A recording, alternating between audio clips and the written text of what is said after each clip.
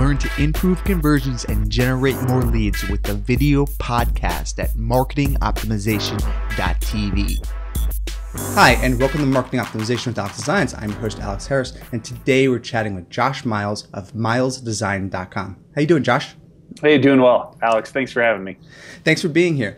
Josh is the author of Bold Brand.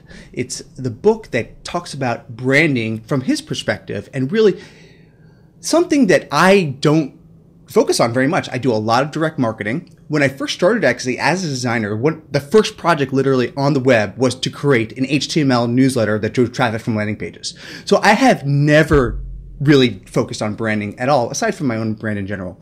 And that's what we're going to talk about today is branding and how it really affects your conversion rate. To get started, what would be your definition of optimization and why is it beneficial? Well, I think maybe from a branding guy's perspective, optimization is really about how do you make something better? And I think, the old designer joke is how many designers does it take to screw in a light bulb? And the answer is, well, does it have to be a light bulb? I mean, couldn't it? So, our job is really to think about things differently and to really consider how things could work better. So I guess the question behind the question, if optimization is how do you make something better, then the bigger question is, what do you want somebody to do in the first place? So I think even having considered that from a brand perspective, when I land on your website or land on your landing page, what's the number one thing that you want me to do? Are people doing that? And if not, how can we make that better? Now, that aspect, that perspective that you just presented right there, that takes into account a lot. The visual hierarchy of the page, the information architecture, the logo, the colors, everything. Is that the brand? Can you explain exactly what branding is really to you? Yeah, absolutely. So we have a very holistic viewpoint of what brand is. So obviously, logo and colors and hierarchy and all those things are part of that. But really, brand is kind of everything that sums up who and what your organization is about and what other people think and feel about your organization as well. So, the way that all gets packaged up together and that the thing that when you look at it, you see it, you interact with it, it's that brand.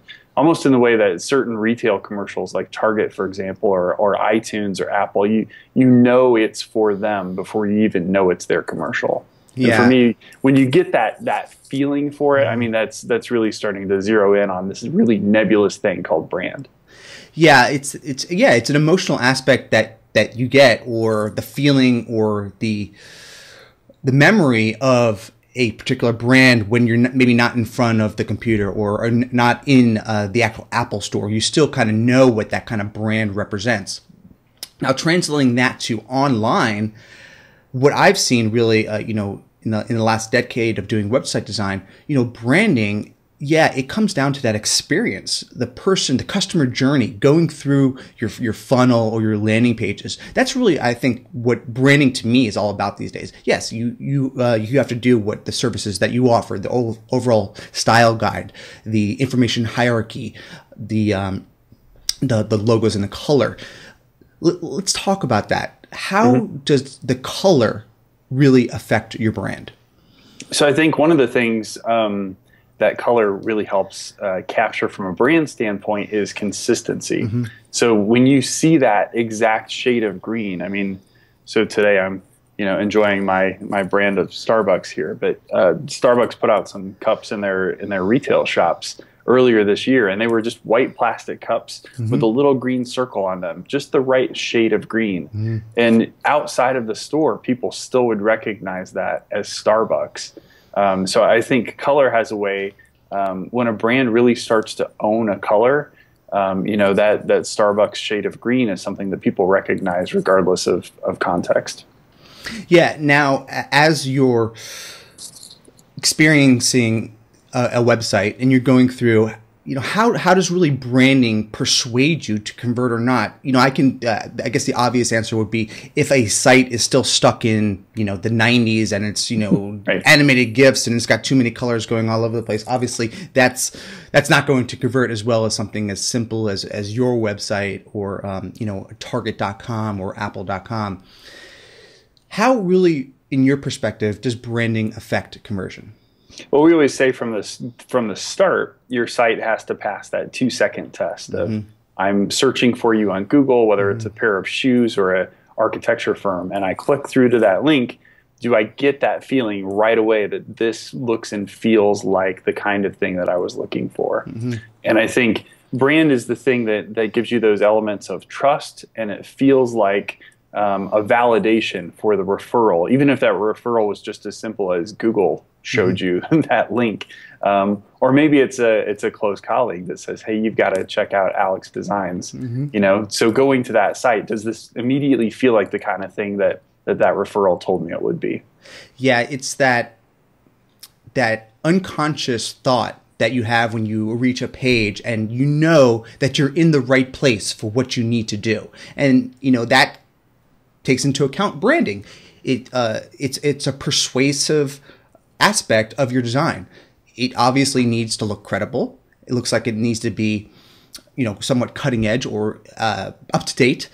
So that all takes into account the branding experience to increase your conversions. And then that whole process has to flow through to the actual conversion on your checkout pages or your shopping cart pages. You can't just all of a sudden, which many companies do, just forget about the brand and use some third-party shopping cart and you go to this page that looks like you're going to sign up for the DMV. Yeah, totally. I mean, those are things that you know, you and I encounter all the time because you have so many different tools that you might use to create that full website experience. So you might have a third-party cart that you're plugging in, or you might have you know, something really wonky happening on the mobile experience. And all of that, I think, really comes back to brand. Does it give you that consistent feeling of trust, and you feel like you're still in that same place? Do you feel like you're in the right place to do what you want to do? Yeah, I love the concept of, you know, using art design as a persuasive tool, because that's essentially what we're doing. We're trying to organize the information in an easy way for people to understand without thinking. You know, just like Steve Krug said, you know, don't make people think. And in your case, when you're using that branding, you're leading people visually with your eyes down the page, presenting the right copy, which is important in your brand. You know, the right headlines, the right call to actions, the right unique value propositions. So much takes into account for branding. So let's talk about how you specialize branding on the web. How your customers come to you and they have branding problems and they may have conversion problems. How do you kind of tie the two together, kind of to figure out how to, you know, maybe start testing or just jumping to a website design? I think we're probably the best fit for when a client wants to start fresh completely. They know what they're doing is not working. It's not about rearranging the chairs on the deck of the Titanic. They know that ship is done, and they want to do something brand new. So when they come to us, you know, we start with a blank whiteboard and figure out from a user standpoint, all right, what should the hierarchy of this page be? And really getting back to that first question of, what do you want somebody to do or to think or to feel when they get on this website? So really starting from a sitemap and wireframing standpoint. So we're really thinking about hierarchy well before, even as a design firm, well before we even get into color or logos or images. So if we can get that hierarchy nailed at the beginning, we think we've got a much better job of getting the right design that's going to convert better. Okay, cool. Absolutely. This is exactly the process that I go through as well. So maybe let's talk about that. Your design process. You know, what I interpreted from what you said is that you gather research and data from the particular client, and then you start to create wireframes. If you don't know what a wireframe is, it happens to be a black and white mock-up of your page. This can be done in third-party tools or just something as simple as Photoshop. Me, personally, I do a lot of my wireframes, particularly in Photoshop, because I like them to be almost pixel perfect. So the client comes to me and they're like, oh, we're not sure if this is actually going to fit. Yes, it's actually going to fit because we created it pixel perfect in Photoshop. Now, for me, doing multiple rounds of wireframes, that just saves so much work during the real design phase, because you don't have to worry about information architecture, the navigation, how it really flows. Talk about your design process. Is it something similar that you go through?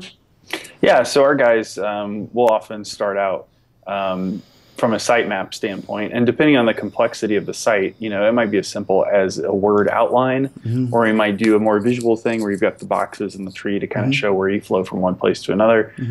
We've also been exploring doing sitemaps where each of those little boxes within the tree kind of spells out, here's all the things we need to take into account on that page. So even before we get to a full wireframe or to a full design, we've got a great little visual checklist to see a very holistic picture of what that design needs to encompass.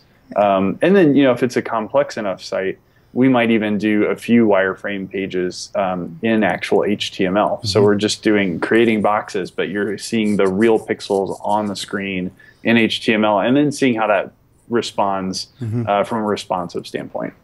Yeah, and what he's talking about here is building some of an HTML bare bones prototype. That way you can see if it actually fits into the browser properly, if it works with responsive, if it works on your mobile phone. This is a great perspective if you are starting a website from scratch. That way you don't have to go and try to fit things in later that maybe didn't make sense in the first place. And that is really the best approach to go, with mobile not only being mobile first anymore, but mobile only. I mean, people are only using their iPads or only using their phone anymore. It's important to start with mobile first. Yeah, absolutely. And things like the beloved hamburger icon, or thinking about like how will that navigation transition when you get to those bigger devices. And I think we're seeing more and more sites that even on the desktop view, they still feel like a very mobile site design. Yeah, absolutely.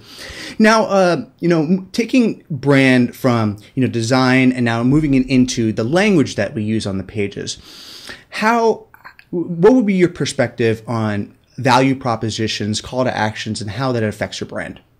Yeah, so there's something that we call a brand essence. And really it's the goal of helping a client distill down in maybe just one or two or maybe three words, what is the simplest and easiest way to capture what it is that your brand is about? So really, that brand essence serves almost as the compass. So everything that you do, everything that you create, you kind of go back to those words and say, is this on brand? Does this make sense for what we're doing? And is this really what we want to be about? Ultimately, it's about positioning, right? It's how are we different than the competition? And how do we want our clients and our prospects to think of us in their mind? So when they think of us, are we the only X that does blank? Are we the only blank that blanks? Yeah, you mentioned some really great things here, and it made me think about something that I'm going through with Brian Eisenberg in his buyer legends process. The ability to write out these narratives, these customer journeys of your target audience. That way, not only can you figure out where they're going on your site, but what other sites that they may be visiting, and then what is going on in their mind during that journey. Maybe you're, like me, and you have a wife, and you're, whatever, it's the beginning of the year, you're worrying about bills, whatever's going on in your head. Is that something that you take into account, trying to figure out what's going on in the customer's mind as you're building the brand hierarchy? Yeah, I think that really helps us answer the question of what we want somebody to do when they get to the page. So if your persona is a marketing director versus a small business owner, those could be really different kind of priorities. Also taking into account a lot of our clients have a secondary audience of future talent that they want to hire. So how do we make this site, this brand, this project feel right for our prospective buyers, but also for the people that we want to come work here and to demonstrate that we're a great place to work? Awesome. Really great information. So let's take a second. Let's talk about the book overall. Let's give us a little people about a little synopsis about the book and how they can pick it up. Sure. Just so happens I have one here. So Bold Brand was released by the Content Marketing Institute. We've been working with Joe Polizzi and the Content Marketing World guys for quite a few years, and one of the initial books that they released through their publishing arm. And Bold Brand is really about our process when it comes down to it. So everything from how do you get to a name, how do you position your brand, legal issues, how do you think through trademark and registration, and what's the difference between copyright and trademark, And then getting into things like website and color and marketing. So it really is a nice overview piece, especially for someone who's a little newer into understanding brand and how that works into a bigger marketing picture. Yeah, and the book is very well designed. Did you design that yourself? Our team did. It's very well designed. I highly recommend you pick it up. It's really just an overall beautiful book in general. And I did have the opportunity to see you speak at Hero Conference Conversion Summit, where you talked about using color. And I loved your presentation of how you broke down the colors. And I believe you used superheroes or comic book people. Can you explain a little bit about your presentation? Yeah, so I was talking a little bit at that conference about kind of the meaning of each different color. So, red is one of those. With each of these color definitions, their greatest strength is often their greatest weakness. And as I was thinking about that, I thought, man, how similar is that to like superheroes? So red can be this really beautiful or bold color, but it also can be danger. It can also be alarming. So as you mentioned, I went through and kind of talked about like how red could be the Flash, or black could be for Batman, or all these different superheroes that you kind of have a main color that you think of when you see them. But I think what the other thing that speaks to is like all the meaning that is baked into color. So when you use a color on a website, when you choose to make your logo huge and red on the website, yes, that stands out, but yes, that can also say warning, or can say danger, or can say stop. So you have to be really careful about thinking through the whole context of how you're using color in that regard. Well, I find it really interesting as a designer, because I mean these are the problems that we deal with every day. Is it too red, or is it too orange, or is it too yellow? Right. Because it makes a big difference. Just a couple hex colors off, and it could totally change the feeling of the entire page. So red, for example, let's take a look. Target. If you have ever seen the evolution of Target.com over the years, they do a ton of testing. They don't publicize a lot of the stuff that they do, but you can obviously tell that they've been testing their stuff for a long time. They don't even use a logo anymore, or the name in their logo. It's just the Target. And as you scroll through the Target.com page, there's elements of that red in the right spots. Right. Yeah, I think...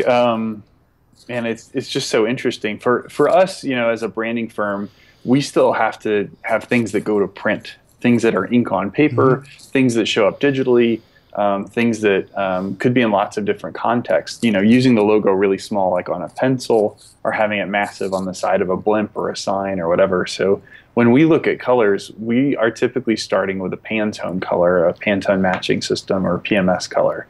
So and we're looking at those Pantone colors from the standpoint of which of these colors do we think is most unique for this brand, but then also which ones will convert. So if we print this out, is this shade of red still going to look like a very similar shade of red, or should we find a color that converts a little bit better? As I'm sure you've probably seen in design before, you select a color and then you go to do an HTML version and you're like, oh, it's kind of loud or jarring or kind of too muted or whatever. But finding those colors that convert really well are one of the bigger challenges when it comes to selecting a color for a brand.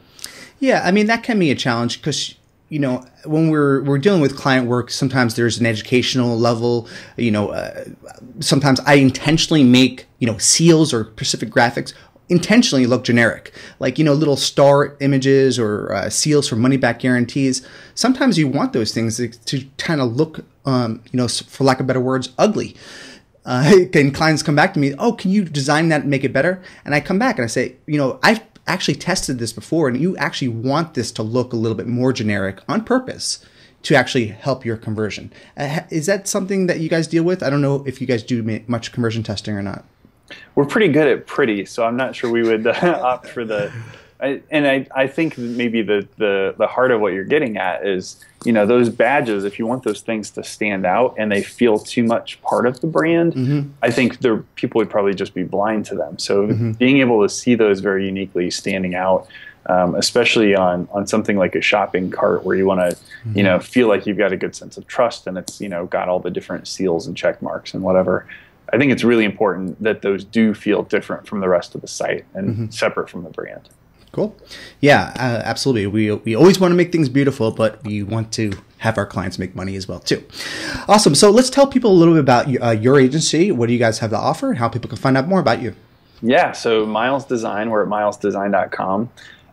We are located here in the center of Indianapolis, so right in the middle of the heartland, and we are right off of the Circle. So if you've been here for HeroConf or for any of Exact Target's former conferences, connections, or whatever, we are right off the Circle downtown. We do a ton of holistic branding services, so everything from naming to taglines, lots and lots of logo and brand identity work, and of course a lot of website design as well. Excellent. To close out, what would be one thing that optimizers can really do to overall take their brand to the next level? I think you know, the two hidden secrets. The first one that I mentioned right off of the start is understanding what you want somebody to do in the first place, and I think the second big one is just brand consistency. So if I cover up the logo on whether it's my website or any of my other pieces, and I look at the rest of the piece, does it still feel like the same brand? Is there enough evidence, if you were convicted of being that company, is there enough evidence to convict? Great answer. And if you want to find out more about Josh, you can hit him up at milesdesign.com, and also his Twitter is the same thing, milesdesign. Thanks a lot for your time, Josh. Yeah, thanks for having me, Alex.